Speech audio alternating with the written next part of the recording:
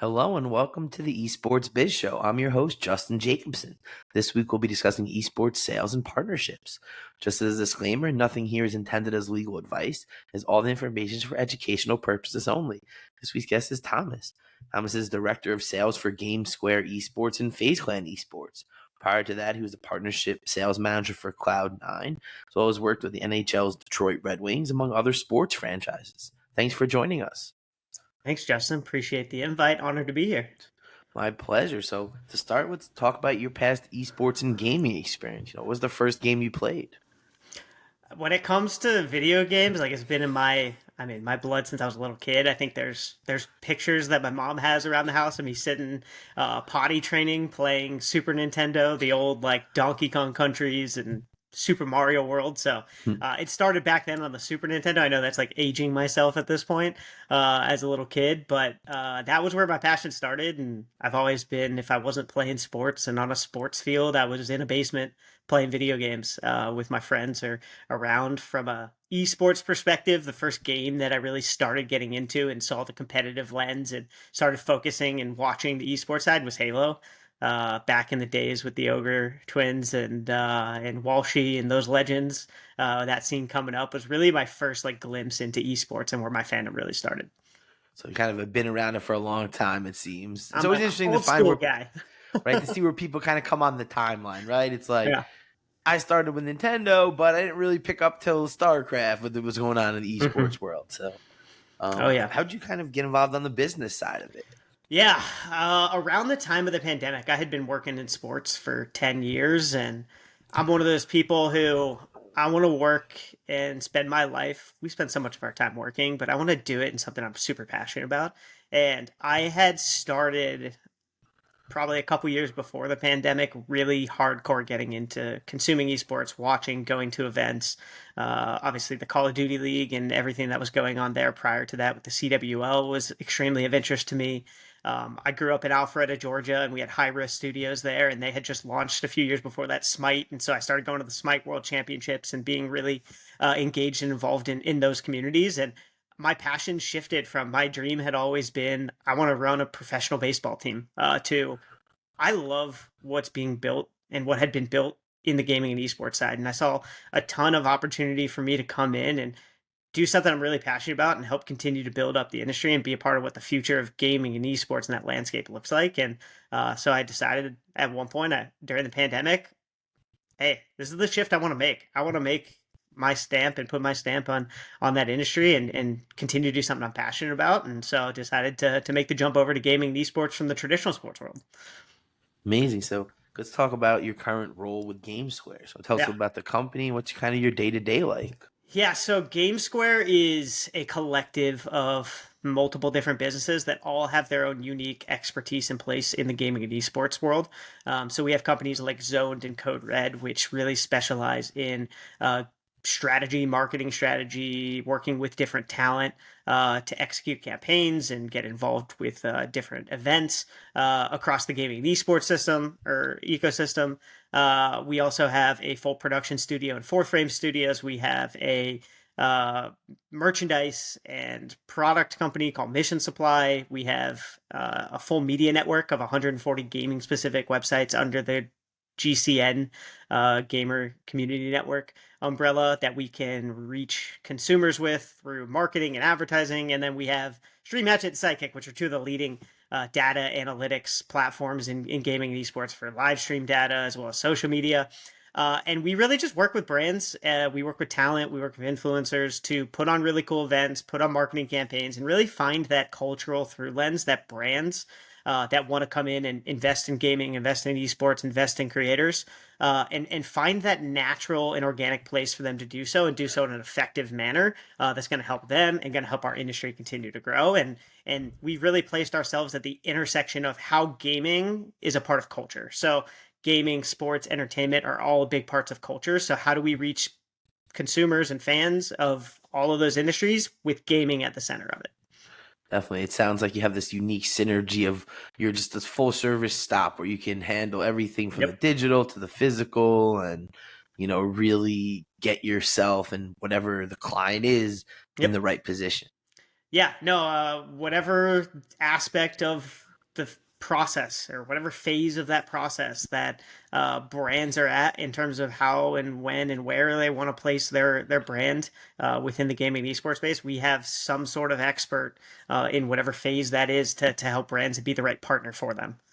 So I think that word is the perfect, transition to the kind of the more recent news for those who are out there. We know that, GameSquare recently purchased FaZe Clan and has more recently spun off, Complexity Gaming. So tell us a little about how, FaZe Clan has been integrated into the company, kind of how your job has changed. Yeah, so when you look at FaZe Clan coming on board, along with GameSquare, nothing really is changing from the brand and the brand power that is FaZe Clan, right? It's back to the roots of what FaZe is, which is the premier lifestyle gaming esports brand that people want to be a part of, that has a massive following and fan base. But we're just taking that business infrastructure that it just talked about that GameSquare built and just adding resources to help FaZe Clan from an operational standpoint, to continue to do what they're best at, which is being the biggest, the best, most recognized gaming and esports brand. We just now have all these other business tools to support that and do really cool things. And you're going to see a lot of collaborative opportunities of what we've started to build from an event, a broadcast, a production standpoint with GameSquare,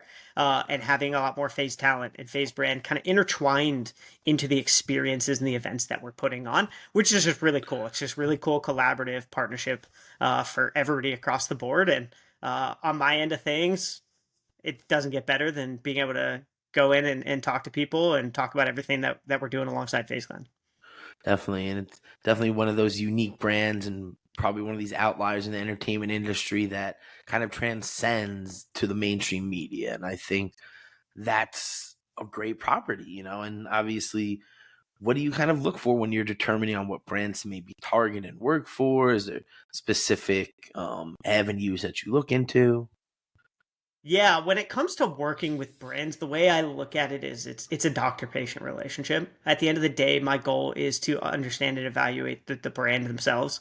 What is the brand? What is the product? How does it fit into the lives of gamers and their consumer and their target market? Who is their target market? And then find that natural through lens for how their brand should be integrated into gaming, or how we can use gaming as a medium to educate people on the brand or get them to see their product in a positive light. If there is a ton of brand alignment, at the end of the day, it starts with the brand and marketing, right?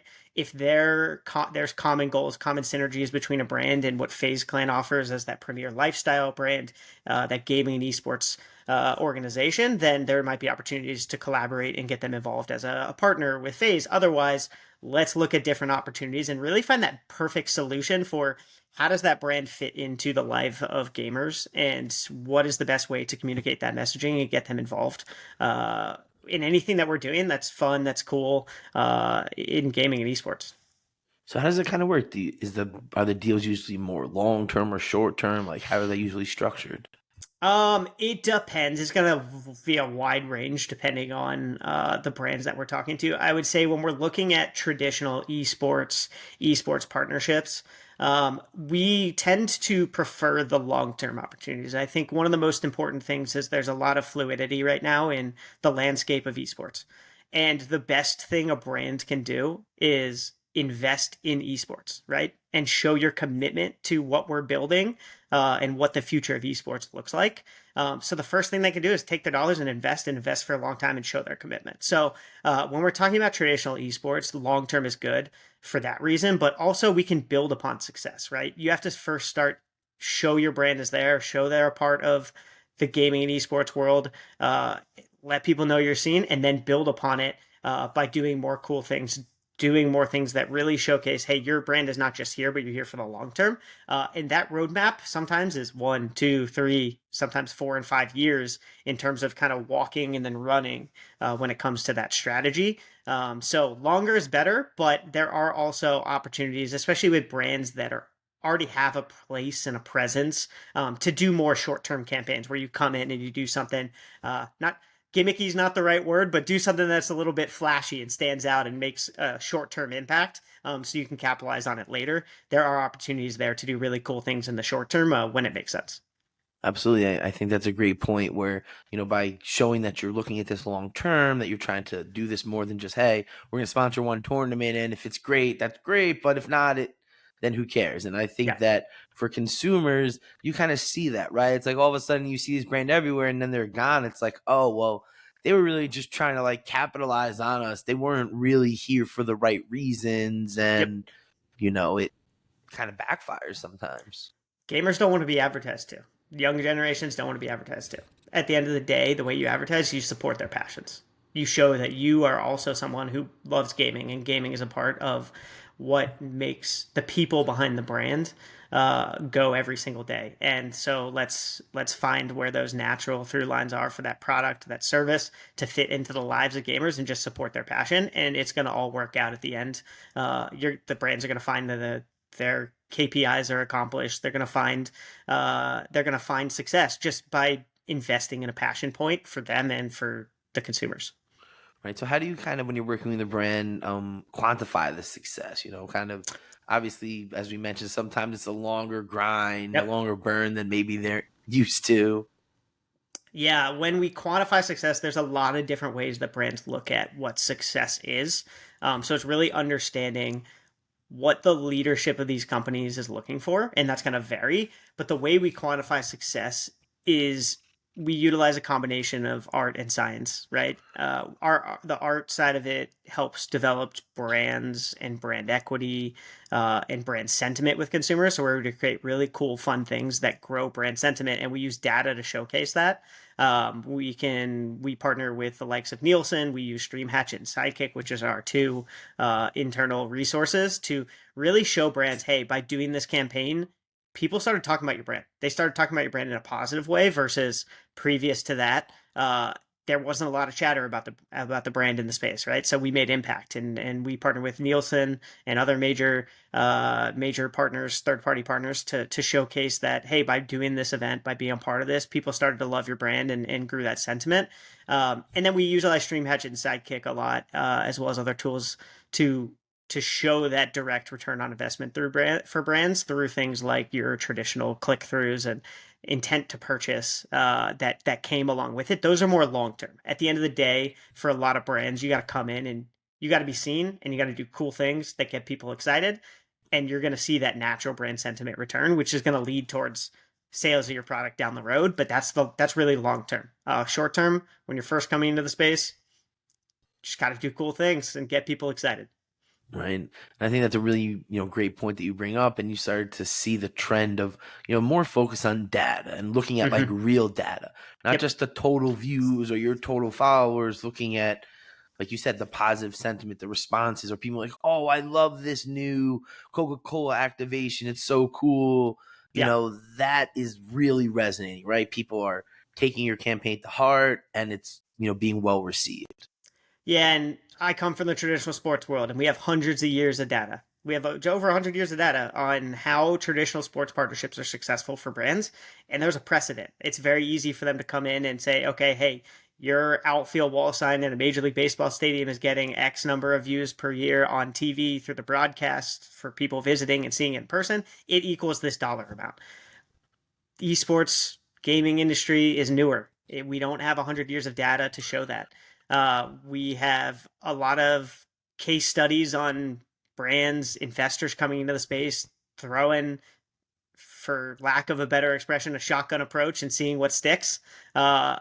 Different ideas and different opportunities. A lot failed, a lot worked, and we've been able to learn from that over the past few years, put data behind it, and really started to quantify what is success and what is success for these brands and what works in gaming and esports, and start to develop that structure that tends to lead towards what has been developed in traditional sports and other forms of entertainment, and actually creating a system that allows for longevity and for us to continue to grow the gaming and esports world into what everybody in it, including myself, believes that we're going to become, because we're really just at the tip of the iceberg of this industry and how it's going to be integrated into entertainment for years to come. Definitely. I definitely echo those sentiments. So I know where we're looking at. So are there any unique barriers to maybe working with any tournaments or leagues from the sponsorship side? I mean, every league is going to be different, right? They all have their own partners that you can work with and that can block certain categories, or there's certain things like the betting and I don't even want to say it, but like the crypto world where we saw partners coming in and certain leagues didn't want teams to work with those types of brands, but then other leagues, it's more receptive and the communities are more receptive and you can explore those opportunities. So it's just going to be case by case in terms of each publisher developer. The good news is like here at GameSquare and with FaZe, like our leadership has great relationships with the publishers and the developers, the tournament organizers, to where it's a pretty uniform approach in terms of how we work with them and make sure that what we're doing from a partnership standpoint is successful for us in terms of finding partners to help us continue to invest. And at the end of the day, the publishers and developers know they can't have esports leagues without the teams like us coming in and fielding teams and fielding rosters and getting that excitement and that buzz. So it's a mutually beneficial relationship for us to work with them to make sure that we're able to find the right partners to continue to grow this industry. So it's case by case, but it's definitely something where we do a great job of working with the publishers and developers to find the right partners. Right, something you have to navigate. It's like, you might have your CS:GO jerseys and your League of Legends jerseys because you can't have the sponsor on one and the other. Yep, exactly. That we do a lot of that, especially like I said, with the betting world, is very very well received in Counter-Strike and in Dota 2 specifically. So like those are games and communities where we can get a little bit more creative with finding new opportunities and new avenues for brands to come into versus something like a Rocket League, the Super Smash Brothers, and your fighting game communities.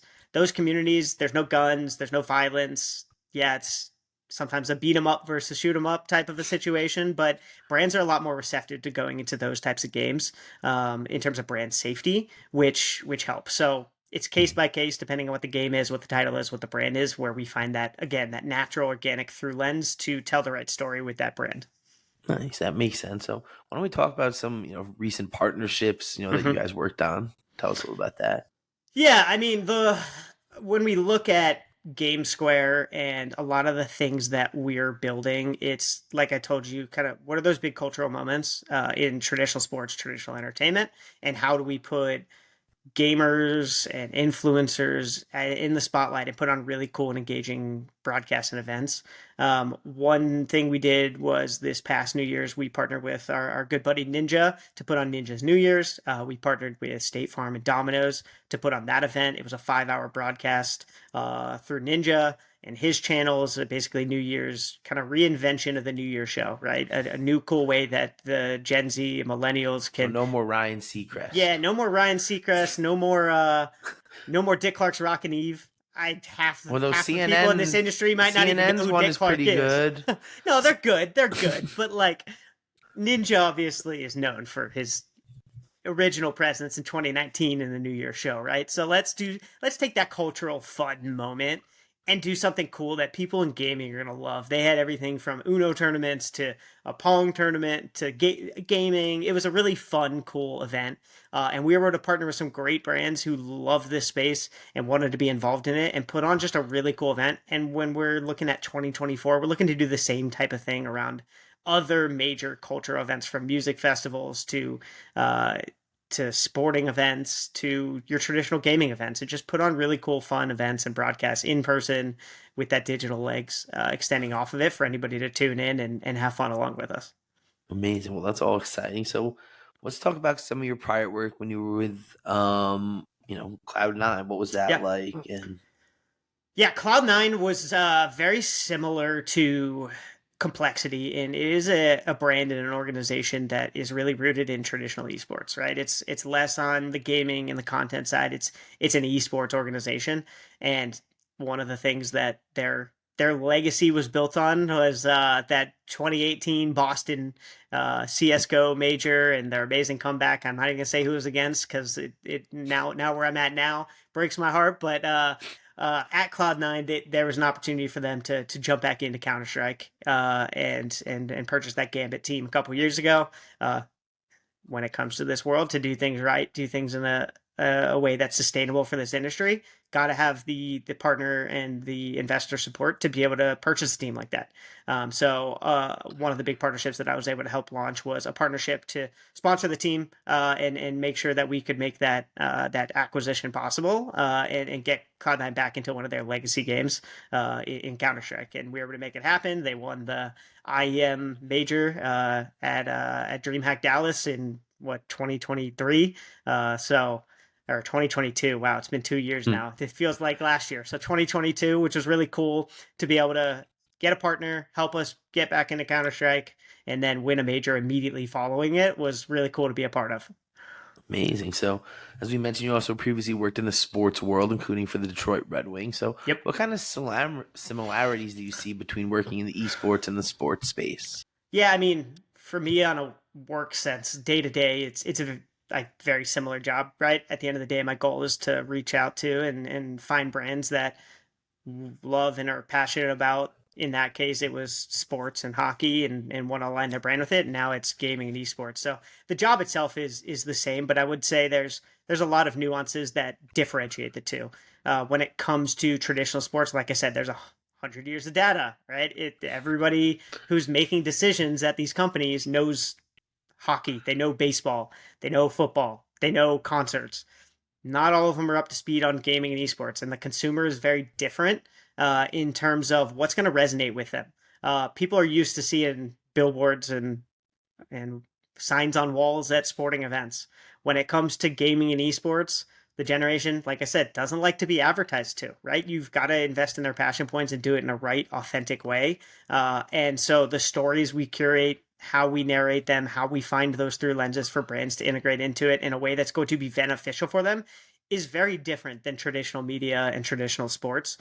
So that education that comes along with it in terms of talking to brands is one of the nuances that's very different. And then not having 100 years of data to show them what they're traditionally used to receiving up front to determine how this is going to be successful.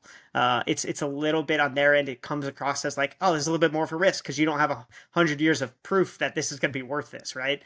So it's a little bit more of an education that goes into it, which does drag the process out a little bit longer in terms of getting brands involved.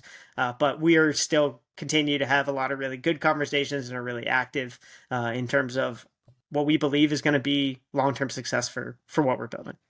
So is that kind of, one of the big hurdles is taking brands from the traditional sports world into it and them just not seeing, oh, I'm putting it on the jersey. Not putting your logo on a jersey is not the same as putting your logo on a soccer jersey, right? It's not the same quantification there. It is the same thing, but at the same time, there's not the 100 years of data to show there. The C-suite, like, yeah, it's 100% worth it. And there's that fandom behind it because they haven't seen it for as long. So it's over time, it's going to continue to become more mainstream. There's going to continue to be that investment. And especially as we continue to really right size what the esports landscape looks like in terms of making sure that we're all committed to this long term, like we are, the narrative is going to start to shift and start to change. And we're going to be able to continue to develop that case study that, yeah, this is worth the same as putting your jersey up soccer logo. We're getting just as much engagement. There's just as much brand sentiment, and they're going to start to see that now. Right. So Nielsen and everyone else, we need some data here so that these brands know that we're not just making up stuff. Yeah, exactly. So let's kind of shift a little. I'm talking about complexity stars. Kind of what is that, and what's the future of that given the the recent sale? Yeah, Complexity Stars was a collective of professional athletes, musicians, people across different aspects of entertainment and culture that are passionate about gaming. And gaming is a huge part of their lives, and they wanted to come together and do really cool things with us. And so they joined under Complexity Stars. I can't really say what's happening with the program, but I can tell you from a GameSquare and a FaZe side of things, like we continue to work with all influencers, athletes who are passionate about gaming. We find opportunities to fit them into the events we're doing where it makes sense. So we're continuing to work with a lot of the same talent that was a part of Complexity Stars as we build out really cool events that bring sports and gaming or music and gaming events to life. Amazing. Well, someone who sits in those intersections, I always love to kind of see those. It's my passion point. Sports and gaming and music fuels my life. Like if I'm not when I'm at the gym or when I'm just hanging out, I've always got music playing. So any way we can kind of integrate all three of those cross sections of culture, we love it. Right. That's why my background. We got the sports, the Love music, it. and the art. We kind of bring all my worlds together, and we got the gaming in the middle. Love it. So, what advice do you have for esports teams that are maybe looking for brand partnerships and how to approach it? Yeah, I mean, when it comes to creating success, right? At the end of the day, we're in this industry because we're all passionate about it, right? We are getting into esports and starting new orgs and have existing orgs and want to find partners to help us make these things continue to go on forever. So, looking at what are those passion points for the brand? What is the actual brand and how is it perceived? And by brand, I mean the esports team brand. How is it perceived in the marketplace? What is that actual footprint for the brand, and who are the fans of that brand? And how do we find those connective tissue that aligns with the goals, the objectives, and the core values of the brands themselves, and finding those right partners? Because if you find the right partner that aligns with your core values and your core brand, it's going to be a lot easier to create success. It's not going to be a forced campaign. I think a lot of times, especially as this industry has grown from its infancies to now, there was a lot of money coming to the space. People just took it and they did the best they could with it. And sometimes the alignment was not there. And it was obvious that it was not there and the campaigns failed, right? Sometimes the money might seem right, but if the brand is not the right fit, it's not going to lead to that long-term success. That brand needs to resonate with your fans and be something that they're going to continue to want to partner with you. They're going to continue to want to do things to support those fans because the fans support them and they see that common goal and that common alignment. And that'll lead to those long-term relationships that we talked about at the beginning that we want to make sure happen. Right. And I think that's why it's kind of like there's a partnership, right? It's like Yep. You want this thing where you work well together, you complement each other, and then it works, right? Correct. I've So never used the word sponsorship. I do not like that word. That's just something about me. Don't use that word. Or endorsement, or it's not an endorsement. It's not a sponsorship. It's a true partnership. That's what's going to be successful. And if you look at it from a partner lens, like we are partners in this endeavor together, that's how this industry is going to continue to grow and be successful. I agree. So what tips do you have for maybe brands that are looking to work with orgs kind of from the other side? Yeah, it's literally the same exact thing. Is like understand your brand and understand the brand that you're looking to partner with, and make sure that when you find those opportunities to invest in esports and partner with teams and partner with influencers, the more authentic it can be, the more authentic that connective tissue is between the brands or the passion for the influencer in that specific product, it's going to come across natural. You don't want to force it. You don't want to force it just because, oh, this is a cool influencer we want to partner with, but they don't necessarily like the brand, right? Then it's going to come across forced. People are going to see through that, and it's not going to bode well for anybody, even the influencer who's taken a really cool opportunity. But if it's seen through the consumer, it's short term and then it's gone, and it doesn't work for anybody for the long run. So look for those authentic connective tissue between your brand and the consumers and the influencers or the organizations from an esports and gaming perspective that can help bridge that gap and communicate in an authentic way. Right. And don't believe all the data you see, but some data is good. Data is good. Data can help show that connective tissue is there, right? You can use data to justify the mix of the art and the science, the art behind what we're communicating and the stories we're telling. Amazing. So what advice do you have for anyone looking to try to work in the esports and gaming space? One of my good friends in the industry has said this before, that esports is not the place to start a career. It's a very difficult industry to jump into. And the reason I say that is a lot of us from a gaming and esports perspective wear a lot of hats. You have to have a lot of experience because we operate it's an up and coming industry. So we operate a lot of startups, right? A lot of us are doing grinding, working above and beyond, and you have to have a lot of experience doing a lot of different things and wearing a lot of different hats to be successful in this space.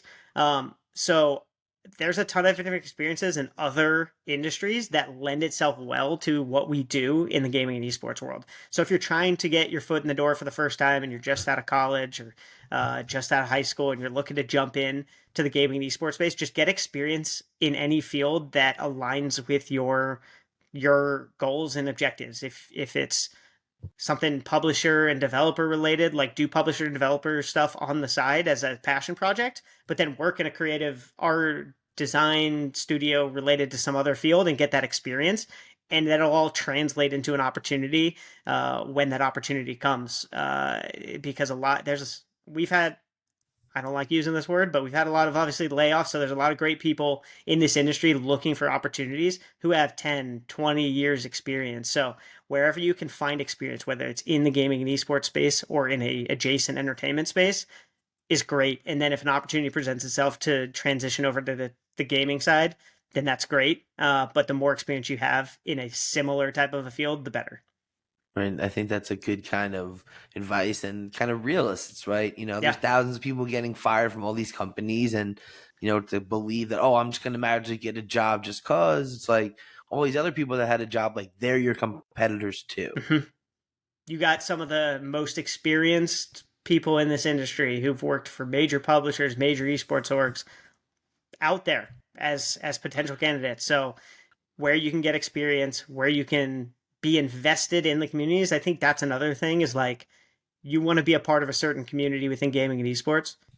Show up, show your face, be a part of it, be a recognized face and member of that community, because everything we do needs to be, again, authentic, right? You need to be authentically passionate about, say, Valorant, League of Legends, to be able to do and speak the language and be a part of those communities from a business operational standpoint. So if you're passionate about it and that's where you want to be, show up, be a part of it, whether it's the digital online community or the in-person community, whatever you can do to be a part of it and be seen and be a trusted person who understands the ecosystem, the better. So whether it's physical experience or experience just being a part of the communities, all of that helps get you your foot in the door within gaming and esports. Absolutely. So kind of bring this towards the end. What's your favorite Mm-hmm. part about working in the esports business? Like I said, it's a passion, right? I get to work in something that I'm really passionate about, and I think we're at, like I said, we're still at the infancy of what this industry is going to become long term. There's a real shift right now going on in terms of how gaming and esports is creating that sustainable long term future. And being able to come to work every single day and put my own stamp, no matter how small it is, on what the future of this industry looks like is really cool, really exciting to be a part of. Not that I didn't feel that in traditional sports. Traditional sports is fun, but it's been around for 100+ years, right? You ain't changing it too much. So being able to come in and do cool things that gets other people who are mutually passionate about this space excited. That's what I love the most, and be able to do it with a lot of really like-minded individuals and people who come from different backgrounds who have a similar passion point. Like just being able to cross and meet all these new amazing people and make a ton of new friends across the world as we go to events and put on experiences. Like that's what we do it for. It's all about the memories we make, and be able to do that through my career. Couldn't ask for anything more. Amazing. Well, it definitely sounds like you're enjoying it. So kind of what's the future for, FaZe Clan and GameSquare? We're I mean, it's just happening right now. So we've been going full speed ahead with making sure that we're crossing the T's, dotting the I's, and setting everybody up for success, not just us from a business perspective, but all of our talent, all of our influencers, all of our teams and players. And we want to make sure that we set up the future for success. We've got a lot of really cool, like I said, broadcasts, events, productions, campaigns with partners that are coming up in 2024 that keep your eyes out on the news articles and some of our friends from a media standpoint on what we end up getting off the ground here in 2024. But we're really excited about what these events are gonna bring, and how we're able to continue to use gaming as a fun way to cross over between all different aspects of life and cultures. Right. So as the kids say, phase up, and I like Phase to up. kind of end my each episode with my 3 questions. So what's your favorite game to watch? It's still Halo for me. That's my roots. That's what I first started watching, and there's just something that just gets my competitive juices, like I'm playing a sport or playing ranked, going, just watching. And I'm gonna be there if at the Arlington Major here in a couple weeks. So if you're around, don't be shy. Say hi. I'll be floating around. But it's always fun to be a part of that community, and the passion in that community is great. And so I love watching Halo. What's your favorite game to play? I'm one of those people. I play so many different games. Uh, I would say Rocket League is probably the most fun for me. It's so repeatable. It's a blend of sports and gaming, which are two of my passions. Soccer is one of my favorite sports. So it's like a blend of the two, and the games are quick and repeatable, and it's a lot of fun. Fun for me. Amazing. Who's your favorite video game character? See, that's a tough one, man. Putting me on the spot Hmm. here. I really I don't even know if I have an answer to that question. I grew up loving JRPGs. So like that's my history is in that JRPG world, and one of my favorite games of all time is Chrono Trigger. So uh I would lead towards like Frog slash Glenn from the Chrono Trigger Chrono Cross games back in the day is like my favorite character. I don't know why. There's just something that's like sentimental for me thinking back to those games and really how revolutionary that game was in terms of multiple endings and how that's transcended RPGs to this day. So I always think back to those days and just get that sentimental attachment there, which is I'm sure probably very unique for a lot of people you talk to in terms of talking about that level of a nerdy Yes, game like that's the Chrono first Trigger. time I've heard that answer. We usually go on the Mario Luigi kind of Oh vibe, but no. I'm with it. Hey, if you don't know JRPGs, you don't know those classics like Chrono Trigger, go check it out. It's definitely an amazing game. Amazing. Well, this was so great. Thank you so much for joining us. Tell everybody where they can learn what FaZe and GameSquare is working on.